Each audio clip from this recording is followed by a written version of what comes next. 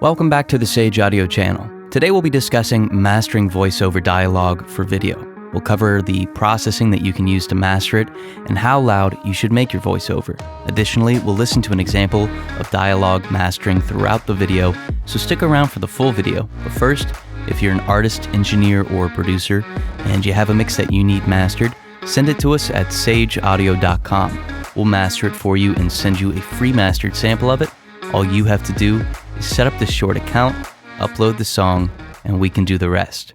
First, let's cover the processing that you should use when you're mastering your dialogue for video. Now, this processing can be considered appropriate for both mixing and mastering. It can be used to take a newly recorded and unprocessed vocal and make it ready for distribution. So step one is gating. Now, using a gate improves the quality of your voiceover by removing background noise. It works by attenuating the signal whenever the audio isn't loud enough to cross a set threshold. Now, when using gating, the range function is an incredibly important one. It's what you'll use to ensure that gating isn't too aggressive. So once you've set your threshold, make the range function have a value of 6 dB to 8 dB. This ensures that the audio is only attenuated 6 dB to 8 dB whenever the signal falls below the threshold. Now, if the range is set too high, say 60 dB, then the signal will be attenuated too greatly. Also, ensure that you don't set too drastic of a ratio unless you set a low range like the one that we just suggested. There's a lot of factors that are at play here, so just be sure to use your ears to determine what sounds right and what doesn't.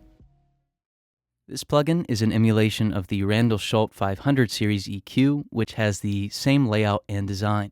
Both the plugin and the hardware implement gentle curves and cues that are indicative of early 1950s console equalizers. Looking at the plugin, we notice that we can affect 3 frequency bands. Step 2 is equalization. Subtractive equalization is the process of removing aspects of your voice or a signal in general that are excessive or cause an imbalanced sound. By performing subtractive equalization, you remove frequencies from the frequency response that would make your vocal sound less clear or intelligible. Now, there are 3 ranges that are often attenuated when equalizing dialogue. The first is 0 Hz to 80 Hz. Now, this is removed with a high-pass filter. Attenuating these low frequencies removes plosives and microphone rumble. The second is 300 Hz to 800 Hz. These frequencies are attenuated with a Bell filter and to varying degrees based on what's needed. Attenuating this mid-range will make the dialogue sound clearer. And the third is 5 kHz to 10 kHz. Now, these frequencies are attenuated with a Bell filter and are done so minimalistically. Attenuating these frequencies by roughly 1 to 2 dB can help lessen aggressive sibilance. Now, be sure not to remove these frequencies in an aggressive manner or it's going to noticeably alter the timbre of your vocal. Additionally, if your equalizer allows for it, try to make the Bell filters dynamic, meaning that they only attenuate the frequencies when the signal becomes loud enough.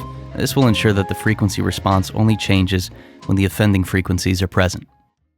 Up top is the high frequency band, indicated by the color from the off position to 2 kHz and 5 kHz. The gain is then affected by the slider on the right, 4 dB. The mid-frequency controls are in the middle and are characterized by the color yellow. With the top dial. Step 3 is de-essing. De-essing is a form of compression that targets a specific range of sibilance-based frequencies. Now, these frequencies are located higher in the frequency range and are related to the S sound and other high-frequency syllables. These sounds can quickly become excessive due to their amplitude and high energy, as well as how our ears are particularly sensitive to them. Now, although you've probably come across different recommendations for using one of these plugins, I've always found that the best results come from using a split band setting instead of a wide band setting. This way the compression is more accurate, in turn leaving unrelated aspects of the frequency response unaffected.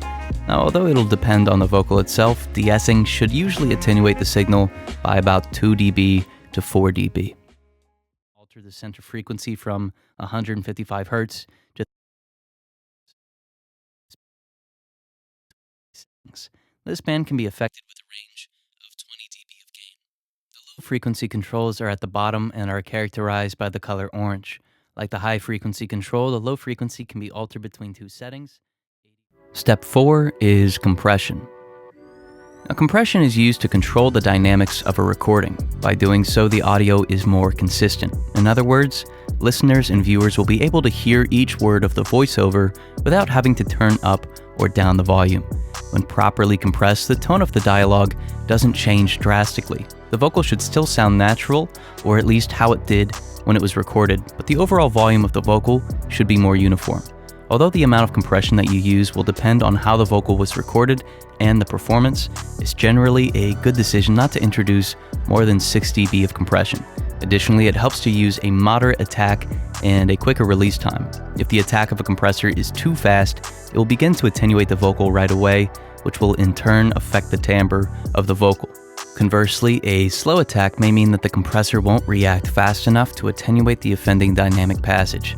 When it comes to your release settings, if the setting is faster, the compressor will return the signal to its typical level faster. Now, this will make the compression less noticeable, as it won't cause attenuation to signals that are unrelated to the offending dynamic, or in other words, the passage that triggered the compression.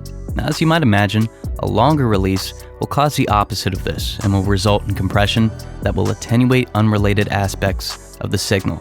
Lastly, when using a compressor, it might help if the model or plugin that you use has automatic makeup gain. Now, this means that the compressor will compensate for any attenuation it causes by automatically introducing variable gain to offset the reduction in amplitude. And 110 Hz, and then affected by a range of 24 dB of gain. Now on the right we see two functions that aren't directly modeled off of the Randall-Schultz original design. The drive function creates simple, even and odd. Step 5 is limiting. Limiting has the most potential to either augment or ruin your dynamic or vocal. It's a highly useful, yet often overused effect. Limiting is a lot like compression in that its primary use is to attenuate signals that cross a certain threshold. However, whereas compressors attenuate a signal with a 2:1 or maybe 4:1 ratio, limiting attenuates the signal with a 20:1 or greater ratio. Brick wall limiting, or a limiter with a severely high ratio, is often used during mastering as a way to ensure that clipping distortion doesn't occur. It can also be used to push the level of the signal into louder territory.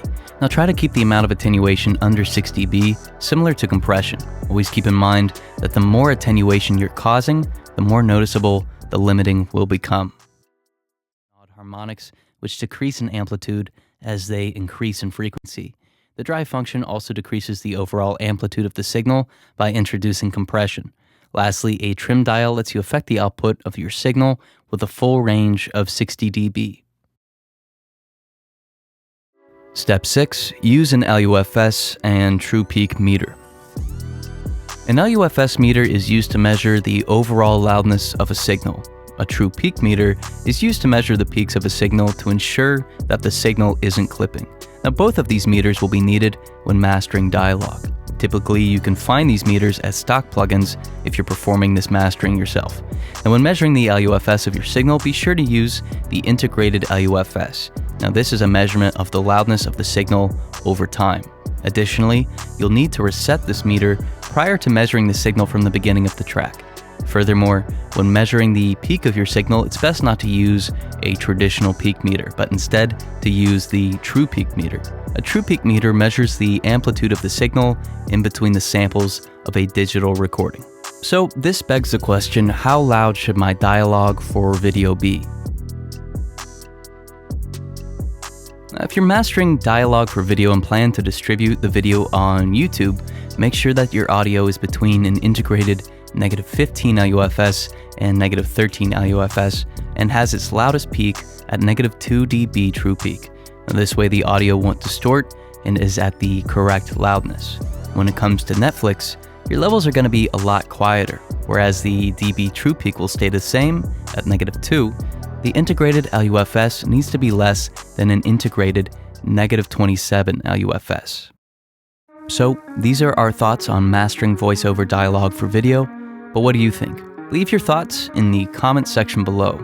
Also, if you're an artist or an engineer, send us one of your mixes at sageaudio.com. We'll master it for you and send you a free mastered sample. All you have to do is set up the Short account, upload the song, and we can do the rest. But thank you so much for watching. We really hope you enjoyed it. If you did, please like and share this video with your friends. This way we know if you'd like to see more videos like this one. Also, you can subscribe to the channel. We release new videos every week, and subscribing is the best way to stay up to date. There's a comment section where you can leave your thoughts on this video or make a suggestion for a future video. And again, if you're an artist or an engineer and you have a mix that you need mastered, send it to us at sageaudio.com. We'll master it for you and send you a free mastered sample. Thank you so much for watching. We'll see you in the next video.